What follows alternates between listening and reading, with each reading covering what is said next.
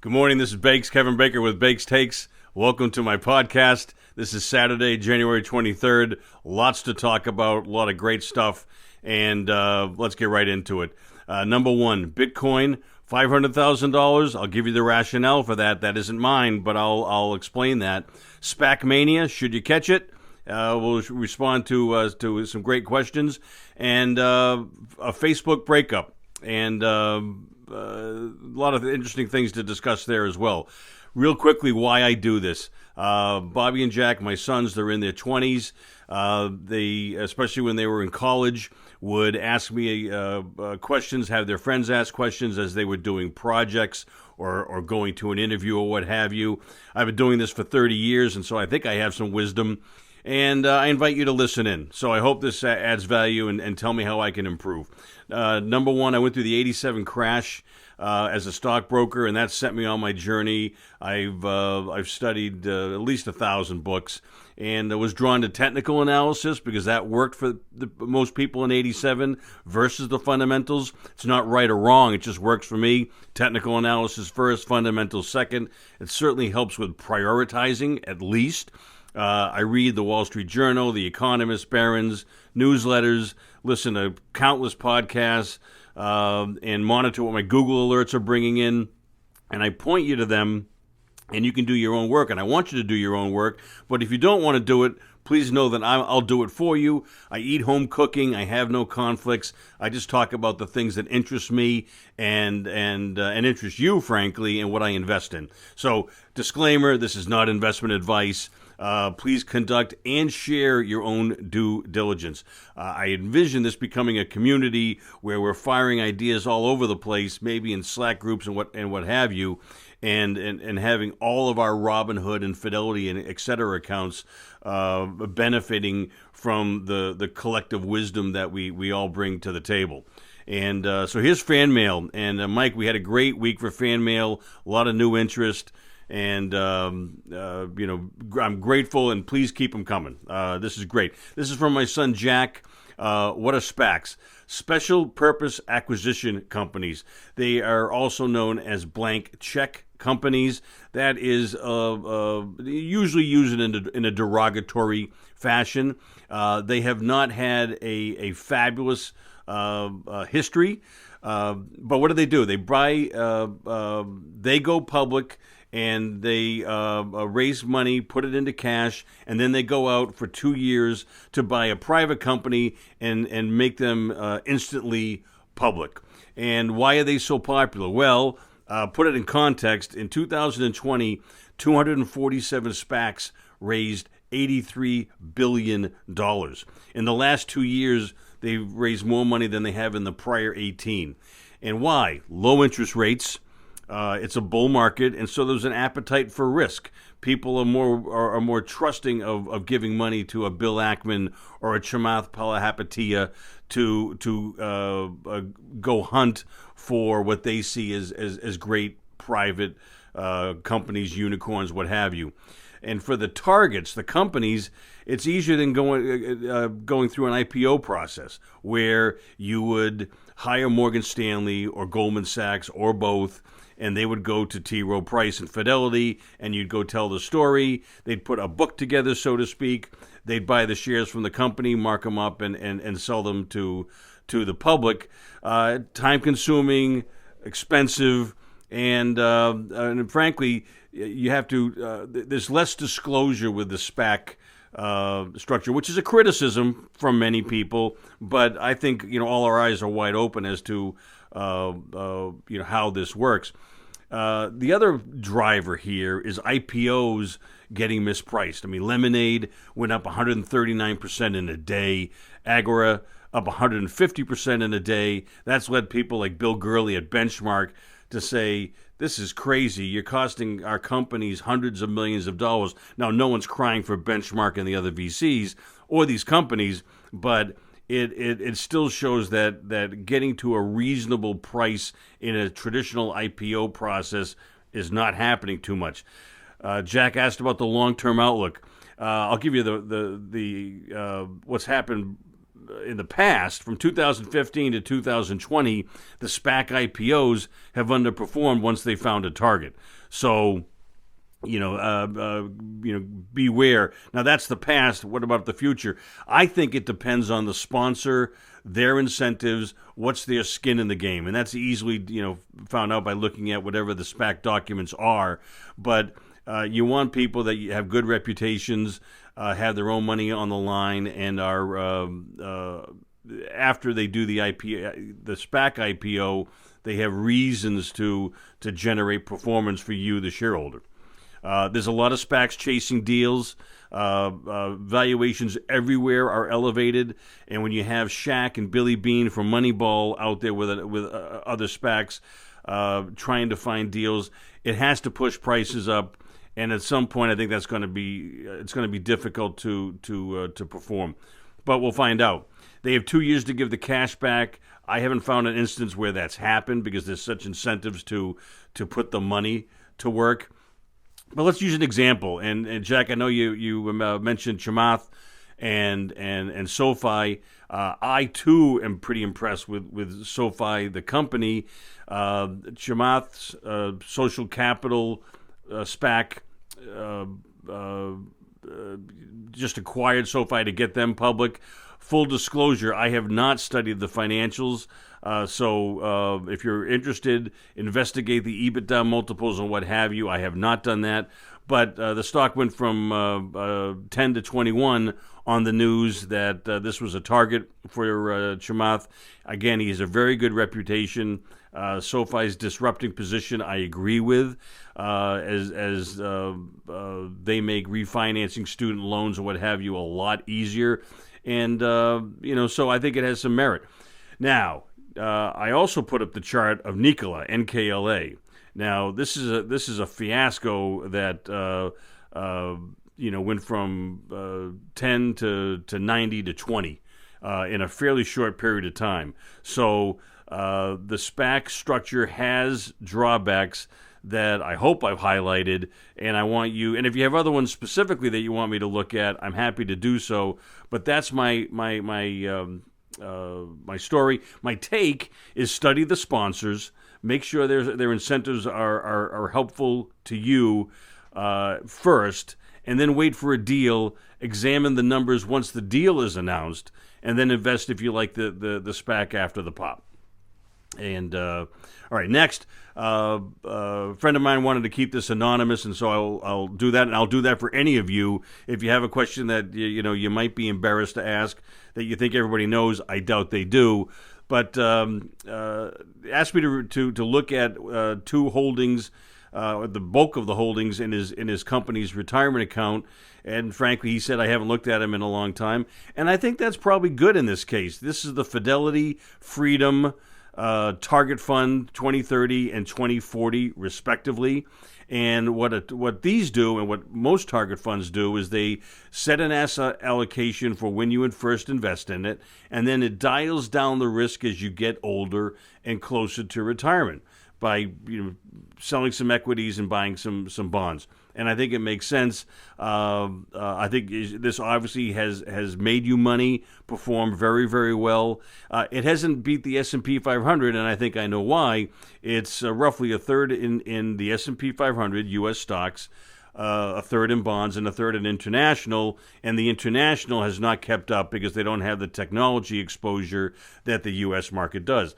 But that could change in the next 10 to 20 years. And I think being diversified the way you are and letting it ride is it just makes all the sense in the world. Don't worry about it, and keep going. Keep going, I guess, is the bottom line. So here's my take. That's a great approach. Stay the course. It's tax deferred, so it grows tax free until you take the money out. Max whatever you put in, max what the company will match.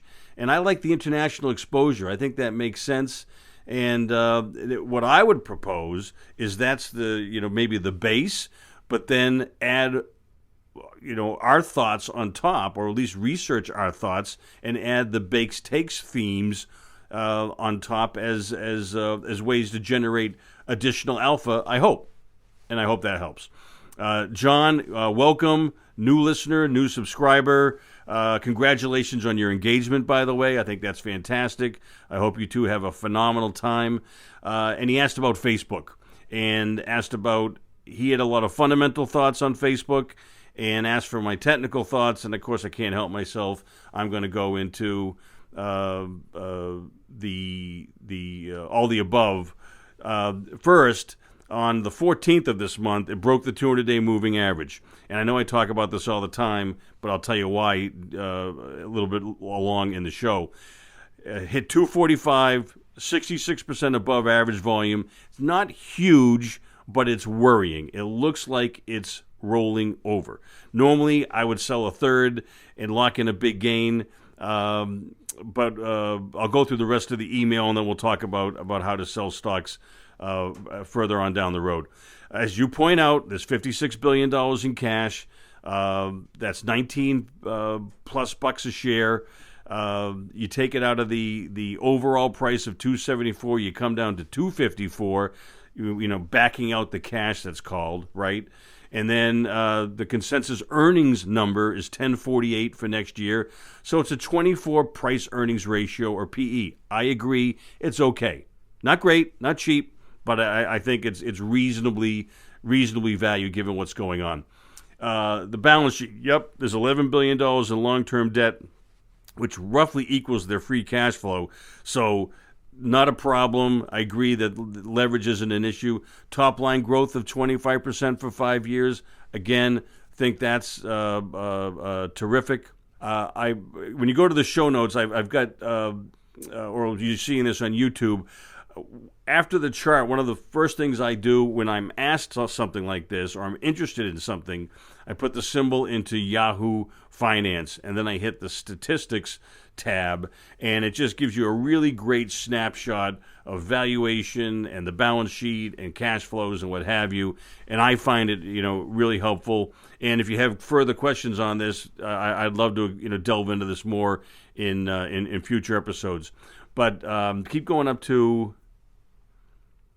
Yeah, okay. We discussed a lot of the things about the valuation and balance sheet and debt and what have you.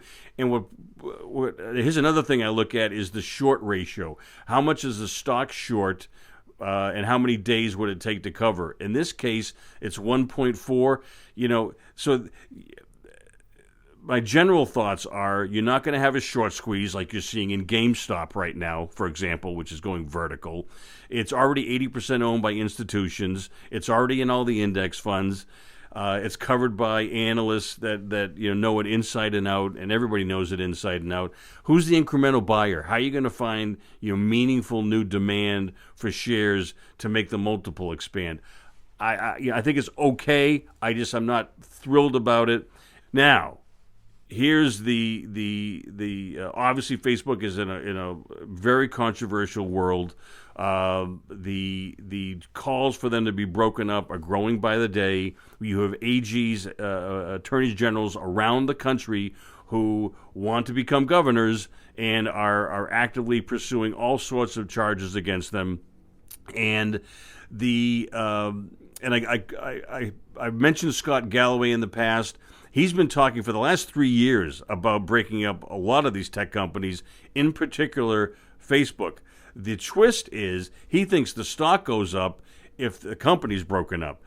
For example, WhatsApp, what would if it was outside of Facebook, could they make life miserable for Zoom by beefing up their video capabilities, for example? And you can argue that Facebook bought it just so they took out a competitor, and that's the reason for the antitrust actions. So watch the news on the breakup front and see how the stock acts. I tend to agree with Scott in this case. And by the way, Prof G is his podcast.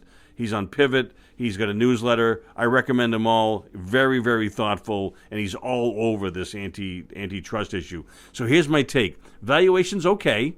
Advertisers love them. Many other people hate them. I mean, viscerally, violently. They are not popular. I question is if a breakup is assumed. I don't know what's baked into the stock for that. and I encourage you to give that some consideration. I agree with you that the sum of the parts is likely greater.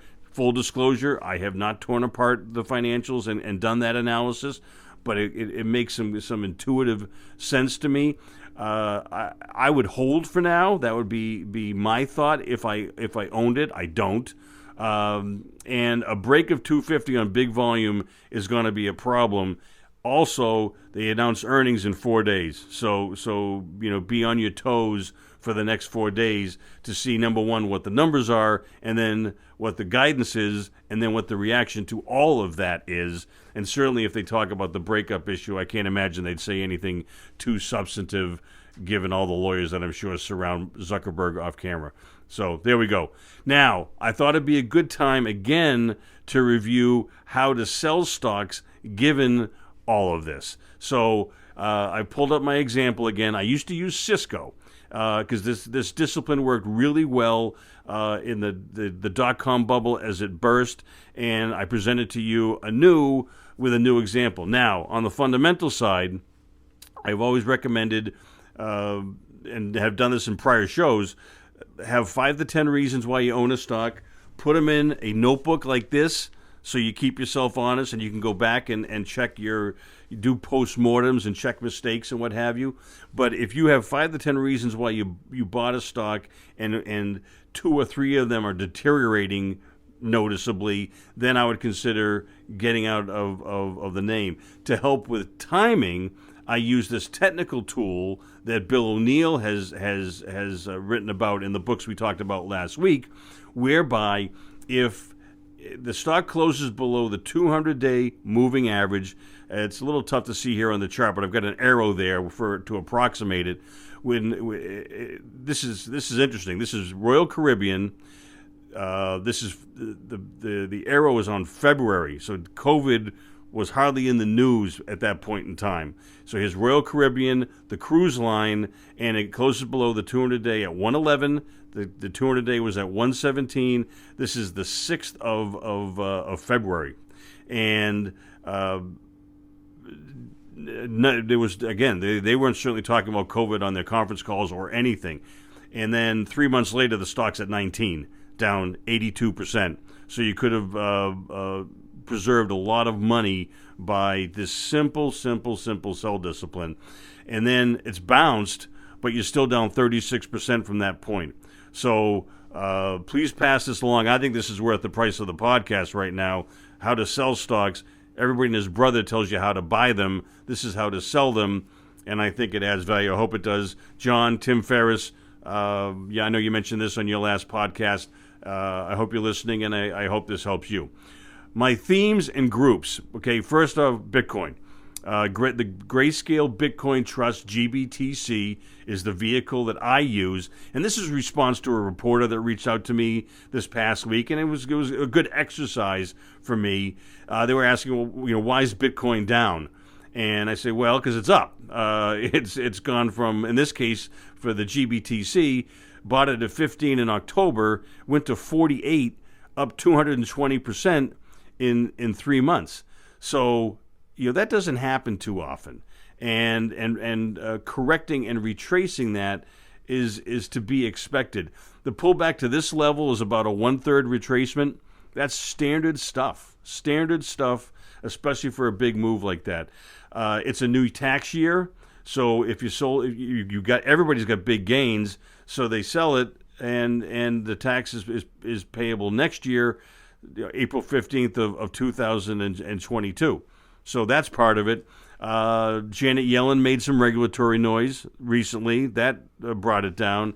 And a lot of skeptics are calling this a bubble. I disagree. But some well-known people are using that word and tossing it around. And so, it pulls back. My guess is that we stop at around the 50-day moving average and support at 27.59 if we get there. Again, it's a guess, and it's a rule of thumb. Nothing hard and fast. Another thing to consider, and we talked about this last week, Michael Saylor, the CEO of MicroStrategy, who's now invested $1 billion of his corporate cash, treasury cash, in Bitcoin, and is teaching a course to his peers February 3rd and 4th next week. And I bet every CFO worth his salt is going to be on that call, and I'll be astonished if it doesn't generate a wave of fresh buying in ensuing months. And I've got the LinkedIn link in the show notes if you want to go to that and you have interest. Next, uranium. My favorite, obviously, is the North Shore Global Uranium Trust, URNM. And I did this because I like to keep my feet to the fire and also wanted to look over year change. So this is the uranium miners, not the commodity itself, but it's up 40% since I bought it, and it's up 73% year over year. We started the portfolio in the second half of the year, and up 73% is a pretty big move in any commodity, and I think the uranium story just gets better. More on that later. Next one is copper, COPX, the Global X Copper ETF. That's up 10% plus since we bought it. It's up 65% year over year. And so here's my take. Bitcoin, I'm still bullish. Be on your toes for news that can make this big triple correct itself. Uranium, the story keeps getting better and better. Cannabis, gaming and esports, like them still. Copper, bullish. Agriculture, I like. Inflation is going to be an issue. That's why I looked at this, is that I was seeing, CPI of 1.4. Where's the inflation? It's going to show up at some point, folks, because I'm looking at too many, even oil is starting to perk up. It's got to show up in the inflation numbers at some point. Silver's not acting that great. It's on a very short leash for me. It is starting to act like gold is almost contrary to Bitcoin. On the updates for Bitcoin, the precious metals are down and vice versa. So I'm watching that closely. But again, I think by and large, my theses are still very much intact. Podcasts of the week.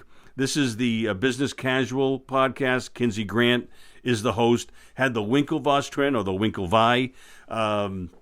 They are, portrayed as the evil twins in the Social Network movie.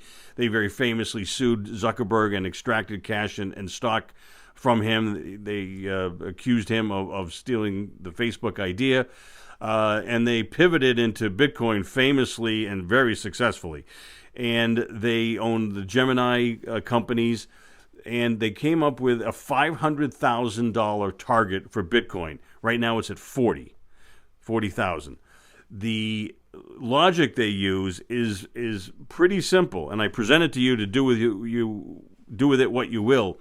The market cap of gold above the ground is $9 trillion.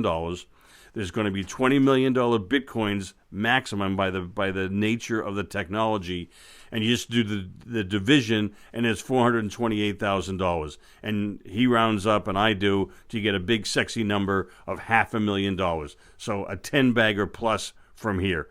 Don't know if that's going to happen. Don't know when it's going to happen. And oh, by the way, gold can go down too. So this math might the equation might work, but the numbers can move around pretty substantially. But that's the rationale, and it makes intuitive sense if you think it's liquid gold, which is what many people are presenting it as. I'm going to check out the Gemini card, and I recommend you do too. They mentioned this in the interview, and it's a credit card where the rewards are Bitcoin versus airline miles. And I would rather have Bitcoin than airline miles, to put it mildly. So I'm going to check it out. I don't have one right now, but do your own due diligence, and I'll do mine. And Business Casual, again, is the next podcast. Anthony Pompliano, who's an authority on Bitcoin, was on.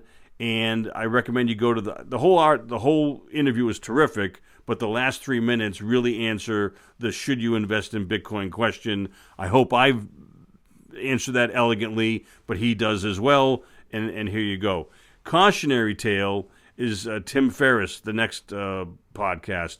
And he had Kevin Rose on, and in around 29 minutes, he talks about Tether Now, this gets a little in the weeds and wonky, so bear with me. But Tether is a stable cryptocurrency where it's tied to a fiat asset like the dollar.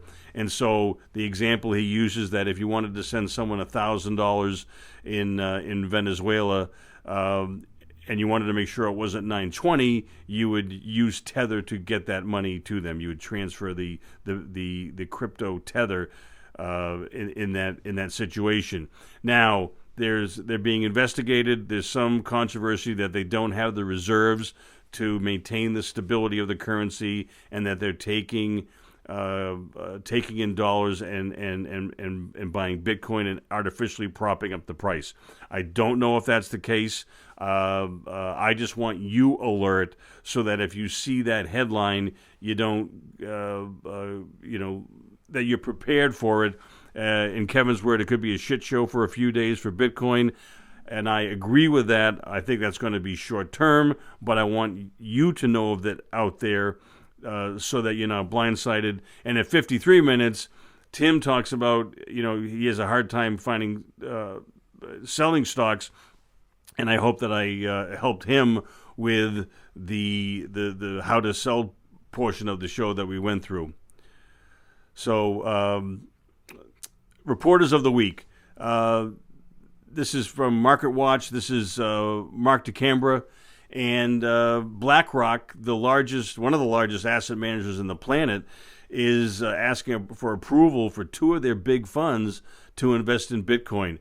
So it seems like every week we get on the show and there's another institutional buying story of Bitcoin that we reveal. So again, Bitcoin was down this past week. This is my take on regulatory concerns. I doubt it lasts, and I think buyers are lining up, and we're going to watch all that.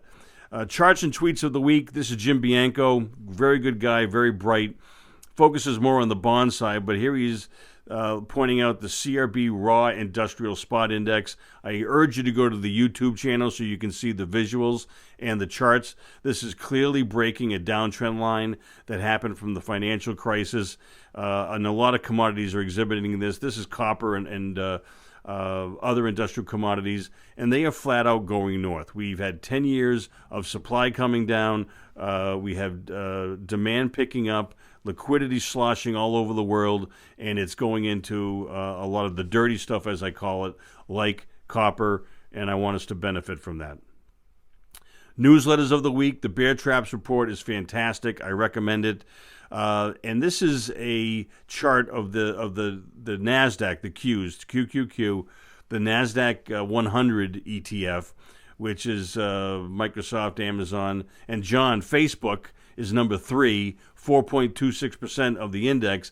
And what's happening here is that the Qs, as they're called, is hitting new highs, and relative strength is waning.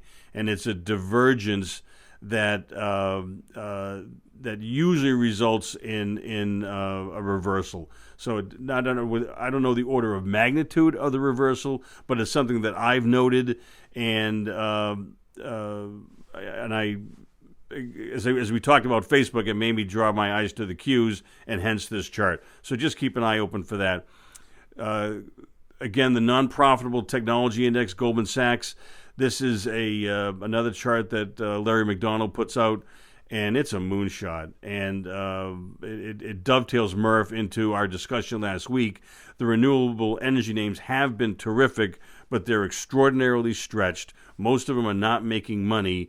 And these parabolas that you see here in non-profitable companies are great while they're going on, but the corrections are hard and fast. And so if you're here, I want you to be having some sell discipline. They're going to be way above the 200-day moving averages. So it's a sign of froth. It's a sign of excess. It's a sign of liquidity sloshing around. And I just want you to be cautious because I don't want you to give the money back. That's just a cardinal sin. All right. Please subscribe to my Bakes Takes YouTube channel. The audio is the same, but the charts that I reference are on the screen. Please follow us on Twitter @BakesTakes_ and other social media. please use your voice memo app. Tape your questions and email to bakes@bakestakespodcast.com, or write in if you prefer. I'll obviously keep you anonymous, as I did for someone on this show. Thank you for listening. Mike Wilson is my producer. Have a great week. This is Bakes. And my Spotify workout list is getting thin. And so my two pump-up songs are Thunderstruck by AC/DC and The Real Me for The Who. I submit these for your inclusion. And send me your favorite workout songs. I want to refresh my Spotify. I'd love your help. And for much-needed levity, and boy, do we need it, Gary Goldman, fabulous stand-up comedian.